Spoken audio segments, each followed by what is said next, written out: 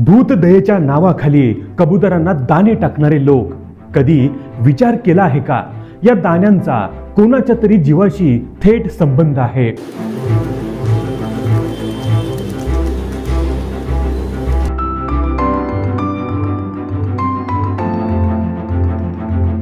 आरोग्य विरुद्ध धर्म या संघर्षात पुण्याच्या एका मुलीचा प्राण गेला आणि बाप मात्र हुंदक्याने दाटून आला। 2017 साली श्याम मानकर यांच्या लेकीला शीतलला एक भयानक आजार झाला, फुफ्फुस फायब्रोसिस। डॉक्टरांनी सांगितलं हा आजार कबुतरांच्या विष्ठेमुळे झालाय। 7 वर्ष ती लेक मृत्यूला झुंज देत राहिली।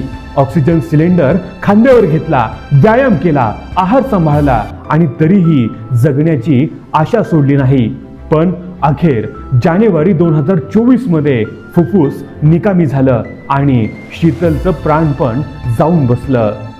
आता सवाल असा, ही मुलगी गेली ती का? कारण तिच्या घरच्या गच्चीवर कबूतर नव्हती, तर शहरभर उभारलेल्या कबूतरखान्यांमुळे रोग पसरला। धर्माच्या नावाखाली भूतदया केली जाते। लोक दाणे टाकतात आणि त्याच दाण्यामुळे हजारो जीवांना धोका निर्माण होतो। श्याम मानकर म्हणतात, आधी नागरिकांचं स्वास्थ्य की कबुतराची भूतदया हा प्रश्न ठरवला पाहिजे। काही लोक म्हणतात, भूतदया करायची असेल तर आपल्या घरातच कबूतर पाळा, तर दुसरे म्हणतात, कबुतरांना हात लावाल तर धर्म धोक्यात येईल।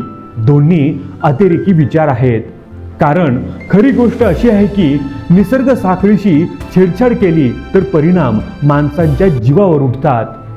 आज शीतल शिंदे नाही, आई गमावलेल्या लेकराचं मन भरून आलं आहे। बाप हुंदक्याने रडतोय, पण अजूनही मुंबईत कबूतरखान्यावरून राजकारण होतंय। न्यायालयीन आदेश असूनही हे प्रकार सुरू आहेत। या राज्यात खरंच कायद्याचं राज्य आहे का, की कबुतरांच्या नावाखाली चालणारं राजकारणच सर्वात मोठं आहे?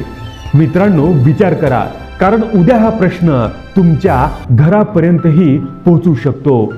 मित्रांनो, या व्हिडिओबद्दल तुमचं मत काय आहे हे आम्हाला कमेंट करून जरूर कळवा।